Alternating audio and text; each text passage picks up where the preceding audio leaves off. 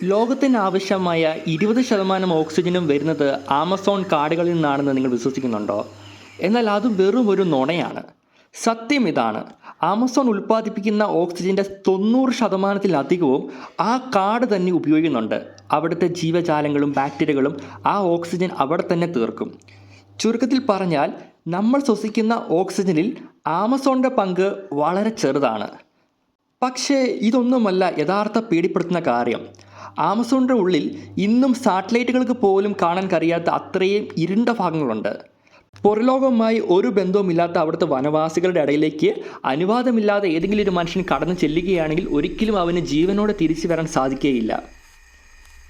മനുഷ്യൻ ഇതുവരെ കാല് കുത്താത്തതും സൂര്യപ്രകാശം പോലും മണ്ണിൽ തൊടാത്ത നിഗൂഢമായ ഇടങ്ങൾ ഇന്നും ആമസോണിലുണ്ട്. ആമസോൺ വെറും ഒരു കാടല്ല, അതൊരു മായാജാല കോട്ടയാണ്. ആമസോണെ പറ്റിയുള്ള നിഗൂഢമായ കാര്യങ്ങളെക്കുറിച്ചുള്ള പാർട്ട് 2 വീഡിയോ ഉടൻ വരുന്നതാണ്. സോ സബ്സ്ക്രൈബ് ചെയ്ത് കൂടെ കൂടിക്കൂ.